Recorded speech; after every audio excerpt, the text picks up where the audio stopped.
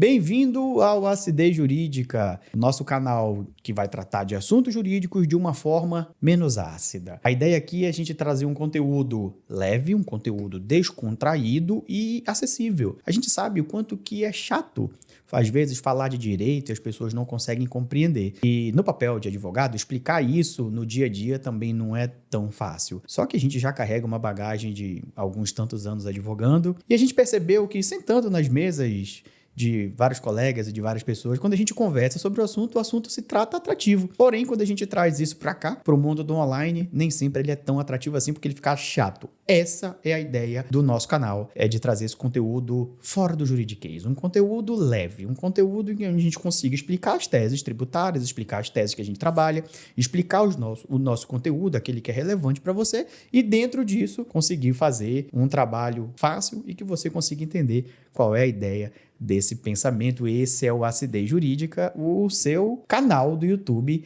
de direito. Nossa ideia aqui é trabalhar direito empresarial e direito tributário. São as duas matérias que nós advogamos aqui há alguns quantos anos, já são mais de 13 anos, vamos para o 14º ano de história como escritório jurídico, e a ideia é justamente essa, trazer essas duas matérias que a gente sabe que implica na vida de todo empresário, na vida de toda a família, quase toda a família deve ter algum membro empresário, e a ideia é a gente falar de tributário, que é o dia a dia de um empresário, e na maioria das vezes ele não conhece, e também a ideia é trazer um conteúdo sobre direito empresarial e quanto que isso pode favorecer o dia a dia da família, e essa é a ideia do canal. E eu trago aqui os meus colegas de trabalho, são meus sócios, meus parceiros. Aqui do lado aqui eu tenho o Dr. Bruno, meu parceiro do direito tributário, que está comigo já... Quantos anos já, Bruno? Acho que já faz uns 84 anos já. Bruno começou aqui com a gente como estagiário e hoje o tema é tributário, um tema muito legal, então obrigado. Obrigado pelo tempo de você participar. Você é muito rico de conteúdo, é importante a sua vinda aqui. Estaremos aqui sempre que necessário para fazer essas gravações. Show de bola. E aqui, no outro lado, eu tenho a doutora Gabriele Ferraz. Gabriele, que é minha amiga, também minha sócia, está junto comigo aqui na carteira do Direito Empresarial e muito rica de conhecimento na matéria. Já fez algumas tantas quantas holds, não foi, doutora, no Brasil sim. todo. Então, esses temas estão sempre nos rodeando, de uma forma ou de outra. Legal. Então, a gente vai trabalhar hoje um assunto interessante. Sim. Vamos logo entrar na nossa pauta. Hoje o assunto é sobre Simples Nacional. A gente sabe que, infelizmente, o empresário do Simples Nacional vai ter alguns percalços. Eu digo isso, que vai ter que percorrer. E aí, temos uma tese que, basicamente, a gente vai tentar explicar nesse vídeo da forma mais simples possível, né? E da forma mais rápida. É um estilo podcast? Sim, mas é um bate-papo nosso, aquele que, de fato, a gente promove aqui nessa sala. Então, basicamente, vocês estão assistindo o que a gente faz aqui no nosso dia a dia. Discutir tese entre a gente num formato mais facilitado. Esse aqui é a ideia do canal Acidez Jurídica. E, Gabi, me conta dessa tese. Começa por você, doutora Gabriele Ferraz, que é da área do empresarial. Fala o choro que o empresário vai ter com o advento dessas mudanças no cenário tributário. Então, a gente já vem com algumas mudanças bem significativas na reforma tributária para o Simples Nacional. A tratativa dele dentro das isenções, das alíquotas, das formas de creditamento. E uma delas, né, que veio também com o advento dessa reforma tributária, foi o tratamento da distribuição de lucros e dividendos no Simples Nacional. Então, você que é empresário e oferece sua renda a partir da distribuição de lucros do que você tem no seu dia a dia ali, no seu faturamento, daquele percentual você distribuía. Hoje a gente tem uma atenção mais específica. Especialmente para quem é do Simples Nacional, né? Então, o cenário de antes não funciona mais para o cenário de agora. Que legal. Bruno, o que isso vai impactar aí na vida do empresário do Simples Nacional no dia a dia? Levando-se em consideração aqui, já para a gente já começar o nosso bate-papo, é que muito empresário do Simples Nacional, sabia que muito empresário nem sabe, você sabe, óbvio, né? Que pode distribuir lucros, ou que poderia distribuir lucros e não pagar imposto de renda? Você sabe disso, né? A gente sabe. É só para fim de questionar. Então, se você está diante disso... Quem joga o jogo sabe, né? Se você está diante disso, você é do Simples Nacional e nem sabia que poderia oferir renda sem pagar imposto de renda, isso era até o ano passado. Exato. A cena mudou e a ideia do vídeo é a gente debater esse momento de agora. Cara, o que vai afetar aí diretamente na vida do empresário? Antes da gente entrar aqui para debater a tese. Vai começar aquele famoso choro que o governo tá naquele naquela pegada ali de tributação. Aquela fome, né? Na fome tributária. Na sanha arrecadatória, né? Como se fala em juridiquês. Mas assim, a gente tem a reforma da renda, a gente tem vários aspectos que impactam não só o Simples Nacional, mas a gente tem todo um movimento do fisco no sentido de aumentar a carga tributária no Brasil. Então, a gente já teve mudanças no lucro presumido, a gente já teve mudança na tributação da renda, teve mudanças no ITCMD. Então, a gente percebe que cada vez mais o empresário está sendo sufocado pela carga tributária. E qual é a ideia aqui do escopo do nosso trabalho aqui hoje nesse nosso programa aqui? O que está acontecendo quando o empresário agora distribui lucro, ele estando no Simples Nacional? Ele estando no Simples Nacional, a gente tem a isenção da distribuição de lucro até R$50 mil. Passou de 50 mil, exemplo, 55 mil, que a gente havia conversado, a tributação de 10% sobre esse valor total. Então, calma aí, doutor. Calma aí. Então, se o empresário distribuir lucro mensalmente, ou seja, a gente está falando de 50 mil, que é o que a lei trata, que quer dizer, na verdade, 600 mil do ano. Exato. Não, seria isso, né? Pegar 50 mil, ele dividido por vezes 12 parcelas, seria 600 mil no ano. O que ultrapassar isso mensalmente, ele vai tributar no valor total. No valor isso? total. No total. Exato. E qual é a alíquota? 10%. Então, se ele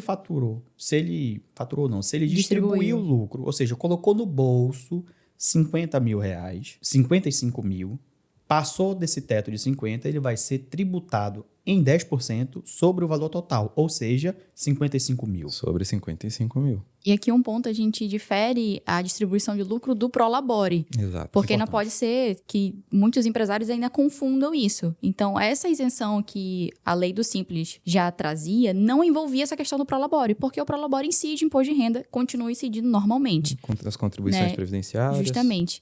Mas a distribuição de lucro não era alcançada. Não, então peraí, doutora. Vamos, isso é importante. Você levantou um tópico e eu tô vendo que a gente já tem isso preparado aqui. É até interessante na edição que você coloque isso, meu caro editor, na tela. Fala para mim, doutora, o contexto do artigo 14 da Lei Complementar 123 de 2006, que trata do Simples Nacional. Para quem não sabe, a Lei Complementar 123 é a lei que instituiu, né, a figura da tributária, do tipo tributário do Simples Nacional.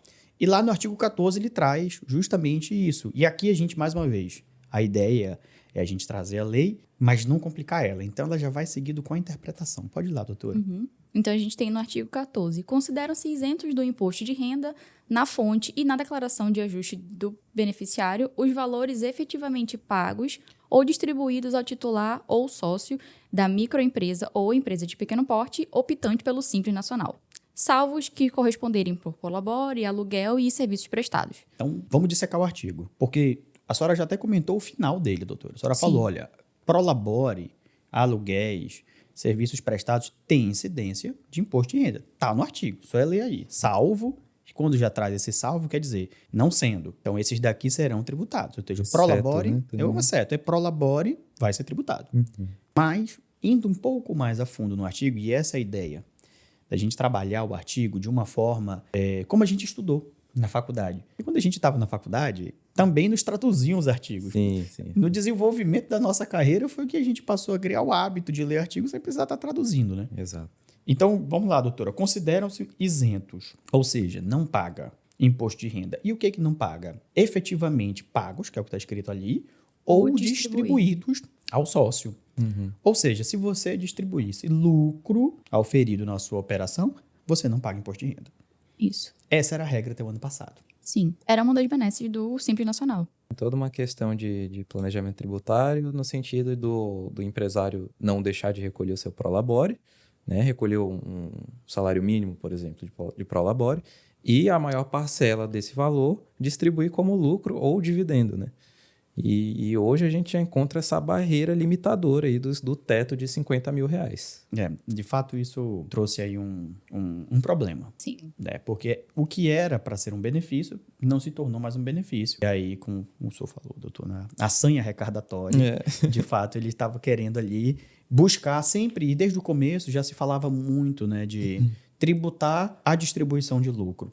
Para o empresário, é onde ele se salvaguarda, ou se salvaguardava no passado. Por quê? A empresa já recolhe imposto de renda. Tá lá.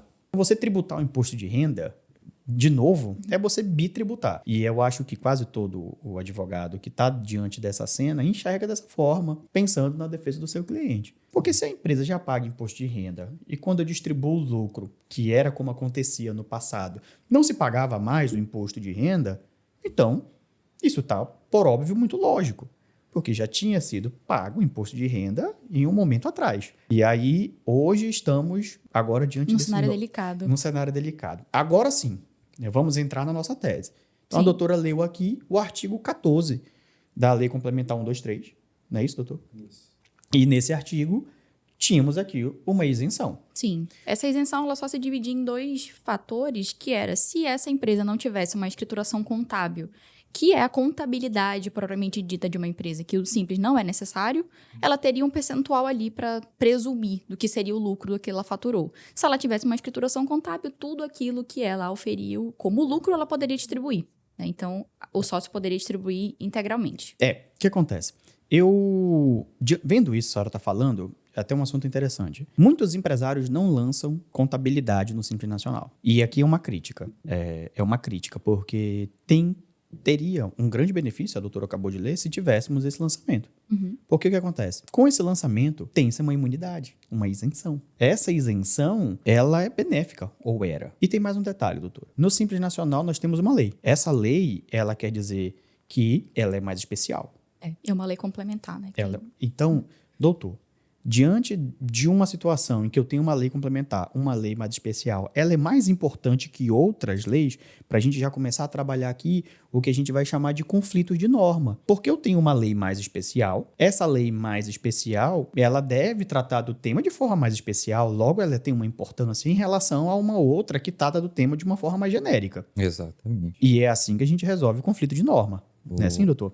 O conflito de normas, ele tem algumas situações que precisam ser observadas. Por exemplo, temos critérios para a resolução de conflitos, de antinomias ou conflito de normas propriamente dito. A gente tem critério cronológico, hierárquico e de especialidade, né? Então, o hierárquico seria ali o grau de superioridade da norma em detrimento de outra. O cronológico seria o tempo, no sentido de que uma norma é mais nova do que a outra, ou é mais antiga que outra. E o critério da especialidade seria por conta da especificidade de uma norma, no sentido de a lei do Simples Nacional tratou de lucros e dividendos para o regime do Simples Nacional. Já a Lei 15.270 de 2025, que é a reforma da renda propriamente dita, ela tratou de modo geral. Ou seja, é uma lei genérica, digamos assim, é uma lei generalista. Como a do Simples Nacional é específica para o regime, ela prevaleceria sobre essa que é geral. Que aí vem o chamado, e que Deus me perdoe se eu invocar alguma entidade agora, mas em latim chamamos de lex specialis derogati lex generalis. Basicamente é isso. Calma. Lembra que a gente precisa ser claro. Vamos traduzir. Mas não que você não tenha sido. Sim. Então, se diga, a lei especial prevalece sobre a lei geral. Onde isso está escrito, para a gente não falar aqui algo e o pessoal fala, tá, ele está falando aí, mas tudo mais. Esse princípio, porque dentro do direito a gente tem princípios. Sim. Esse princípio, ele está estabelecido onde, esse que você falou? Além de ser estabelecido na doutrina e na jurisprudência, a gente tem a presença desse princípio na Lei de Introdução às Normas do Direito Brasileiro, a famosa LINDB. Então, olha só. Nós temos aqui uma forma de resolver esse conflito. Então, eu tenho algo importante. Eu tenho uma lei especial que me dá uma isenção. Então, se eu tenho uma lei especial que me dá uma isenção e a outra me tira essa isenção, aqui temos uma tese. Aqui temos uma tese. Então, racionaliza comigo. Nós temos uma lei especial que tem um valor em relação a outras coisas do que uma lei mais genérica. Isso aí a gente já entendeu. Sim. Todo mundo entendeu. E eu havia dito agora.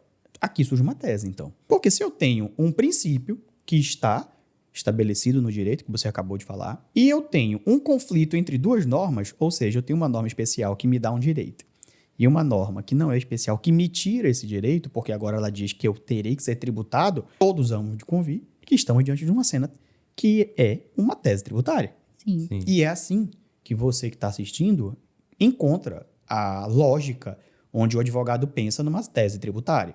Por isso que aqui surge, sim, como podemos resolver. O problema é esse. Então, temos um problema. O empresário, ele tinha uma imunidade. Hoje, ele não tem mais. Por quê? Até 50 mil, ele está isento. Acima de 50 mil, se estiver no Simples Nacional, vai tributar numa totalidade.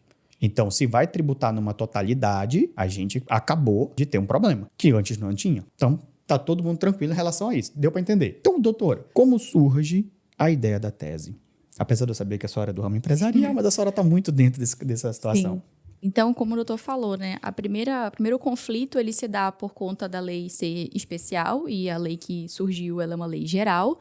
A questão também hierárquica, né, a lei do Simples é uma lei complementar e a lei que veio é uma lei ordinária, então ela é hierarquicamente mais baixa do que a lei complementar e também questão de tempo. A lei do Simples Nacional vem antes dessa lei e, por consequência, cumpriria todos os 3 princípios maiores desses conflitos. E ele vem como principal no artigo 6º, que fala assim, que a partir de janeiro de 2026, o pagamento de lucros e dividendos por pessoa jurídica e a pessoa física residente no Brasil, em montante superior a 50 mil por mês, fica sujeito à retenção na fonte do IRPF. A alíquota de 10% sobre o total do valor pago, creditado, empregado ou entregue. Então, peraí. Tem uma parte importante aqui nisso aqui.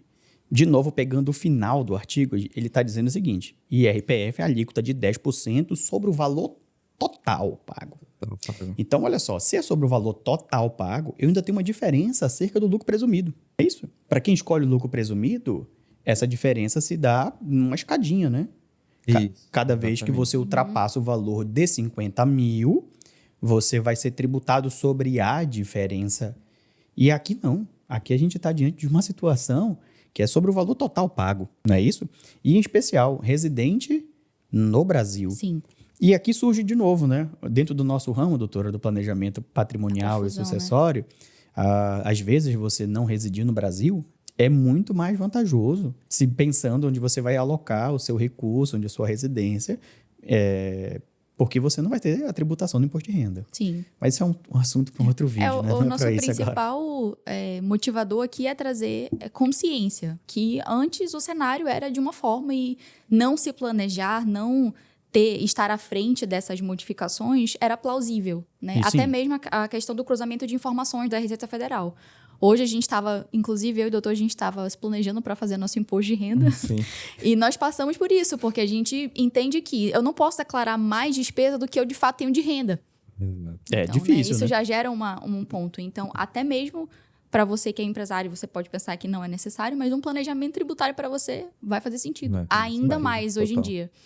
Para trazer essa possibilidade. Então, pensando aqui no artigo 14, que foi o primeiro que a gente leu, que trazia uma isenção total. E agora, lendo o artigo 6º dessa lei nova, que surgiu por agora... Traz um grande limitador. Que já traz uma limitação. Exato. Aqui a gente tem um empregado conflito de norma. Exatamente. Existe um conflito de norma. E pensando nesse conflito de norma, a gente precisa solucionar. Não é assim que funciona o direito? E como é que resolve, doutor? Olha só, para resolver essa situação, o empresário deve procurar um advogado de confiança para acionar o Poder Judiciário e levar essa questão para julgamento. Mas o que a gente tem aqui, doutor, é uma tese, né? É uma tese, ela vai passar pelo crivo do juiz, o juiz vai analisar e vai dizer se o contribuinte tem ou não direito ao afastamento dessa limitação. Deixa eu te colocar numa situação mais delicada ainda agora. Se temos uma tese e o empresário tem que levar isso ao judiciário para ele ter as certezas dele, eu vou me colocar aqui na condição de advogado do diabo. Qual é o risco que esse cliente tem nessa ação? Pensando que a tese é essa, qual é o nível de força que você entende que essa tese carrega? Sabendo que é carregada de subjetividade? Sim. Bom, é uma questão controvertida ainda, né? A gente não tem uma definição com repercussão geral ou em tema repetitivo de Tribunal Superior. Eu diria que ali 50-50, para a gente ser bem justo. Então, temos um percentual grande. Temos. Por quê? Porque a tese está bem desenvolvida no sentido que a gente tem um grande conflito de norma estabelecida. E se há um conflito de norma, surge a possibilidade da tese. Quem tem que resolver o conflito de norma? O judiciário. O judiciário. Então, quem for à frente vai poder ter uma possibilidade grande. Vai. Com certeza. Mesmo porque essas teses que são bem controvertidas, elas costumam parar em tribunal superior, seja STF ou STJ, dependendo de se envolver questão infraconstitucional, questão constitucional, vai parar em um dos dois tribunais. E o que acontece?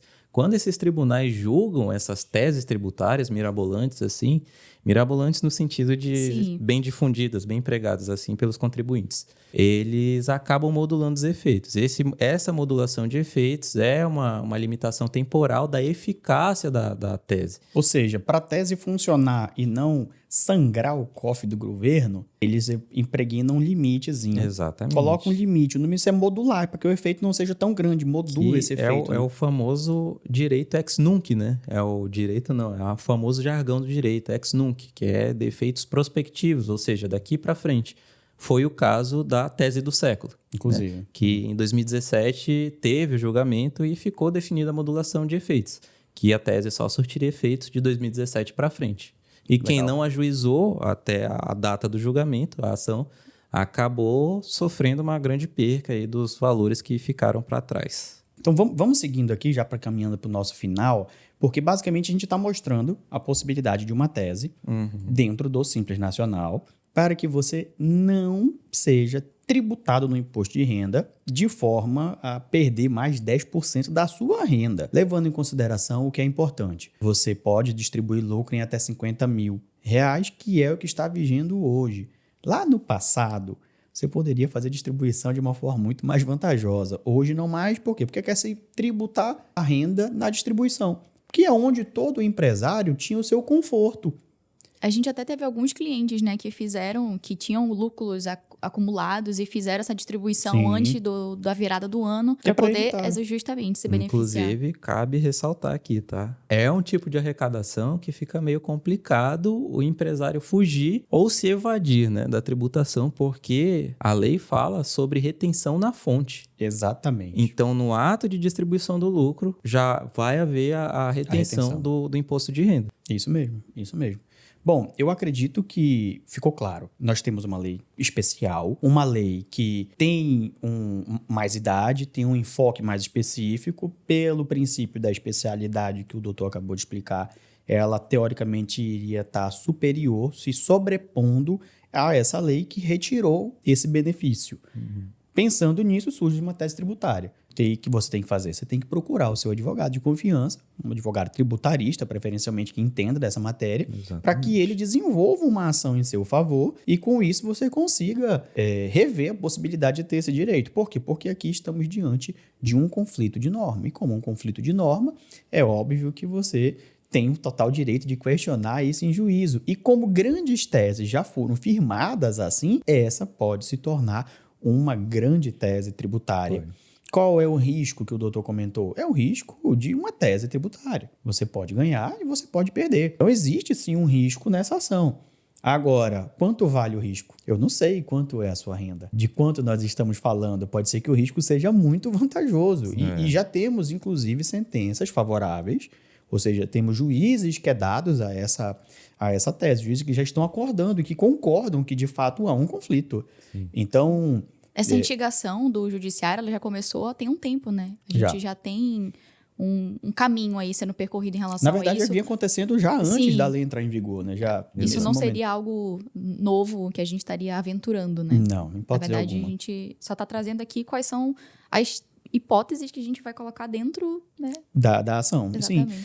Bom, eu acredito que é isso, né, doutora? O que a senhora tem mais a acrescentar? A gente O que ainda o tem doutor mais um acrescentar? ponto aqui que Então, bora. ainda sobre essa tese para fins de conhecimento, é que além do artigo 6º-A, que já veio falando sobre isso, o 16A também adentra mais um pouco, trazendo um pouco mais de ferida em relação a essa isenção. Que ele fala que a partir de 2027, que no caso é um exercício, né? Então, do ano exercício de 2027, quando você declarasse 2026, a pessoa física que tivesse o rendimento ali acima de 600 mil ficaria também sujeita à tributação mínima de imposto sobre a renda das pessoas físicas, que é aquela renda, imposto sobre altas rendas, né? Ok. Que foi instituído também sobre essa lei. E aí eu queria que o doutor comentasse um pouco sobre essa parte? Vamos lá, é mais uma questão para ser aventada, inclusive em conjunto com o artigo 6º-A, que é questionado perante o judiciário recorrentemente por vários contribuintes. Né? Nesse artigo 16A, a gente tem um limite anual, né? Esse limite anual é de 600 mil. Ultrapassando esse limite, aí a gente teria a incidência do adicional do imposto de renda e, consequentemente, haveria mais um tipo de conflito com a norma do Simples Nacional. E aí, novamente, toda a questão da especialidade, toda a questão de que essa lei ela tenta se sobrepor à lei específica e a decisão do juiz concedendo ou não o direito ao contribuinte. Mas o que acontece, o que a gente vem percebendo é que há no governo federal, governos estaduais e municipais um movimento muito voltado para aumentar a carga tributária. Ou seja, no Brasil a gente já tem uma das maiores cargas tributárias do mundo e a tendência é só aumentar. Infelizmente, a gente está partindo para esse rumo, né? Então, cabe a nós, como advogados, questionar. Nossa proposta como profissionais dessa área é justamente fazer isso, né? Doutora, Dizem que o advogado ele é um MP, né? Um mero pedidor, né? Cabe a nós pedir. É um fato. Bom, doutora, eu acredito que a gente conseguiu dar um en passant aqui, um geral sobre essa matéria. Ela é uma matéria complexa. A gente espera ter traduzido ela de uma forma mais facilitada. Essa é a ideia desse canal. Então, assim, eu agradeço, doutor, obrigado por ter ficado aqui. Eu sei que é uma sexta-feira, a gente vai ficar até um pouco mais tarde gravando, então, de fato, eu te agradeço, que eu sei que o pequeno Miguel está lá lhe aguardando. Espera. Tá, com aquele cabelo arrepiado que parece um abacaxi. Mas vai estar lá. E, doutora, obrigado. Provavelmente nós vamos nos encontrar daqui a pouco, até porque sexta-feira a gente precisa... está de lancha, a gente precisa beber alguma coisa, né? Então, gente, muito obrigado por assistir. Curta, comenta, compartilha. Se esse assunto de fato foi interessante para você, faz sentido para você, comenta aqui, fala qual é o tema que você quer que a gente trabalhe nos próximos vídeos. Essa aqui é a ideia desse canal, onde nós vamos começar essa jornada, e é uma jornada que vai permanecer aí durante um bom tempo, porque a gente quer deixar isso aqui um pouco mais assíduo, né? A gente já enveredou uma vez por esse caminho, não foi muito como nós gostaríamos, mas agora já estamos com uma outra cabeça, um outro formato, uma outra ideia. Só um adendo, doutor. Sigam-nos nas redes sociais, tá? Porque tem uns conteúdos muito interessantes lá que vão além do mundo jurídico. Então pronto, já vamos deixar Júnior Barreto, ADV, a minha rede social, onde a gente posta bastante conteúdo em relação a essas coisas, e vez ou outra algum memezinho, isso, né? Tá surgindo por lá, e por incrível que pareça, o meme faz mais sucesso do que o conteúdo, Com mas certeza. tá assim, Não sei doutora, por quê. O conteúdo jurídico é tão não legal. Coisa... Mas o meme também é muito bom. ADV Gabriele Ferraz, não é isso? Exatamente. ADV Gabriele Ferraz e Bruno Barreto, não, tô brincando. Né? ADV Bruno Ferreira. Pronto, siga-nos a gente. Muito obrigado, curta, comente, compartilha e até a próxima. Tchau, tchau.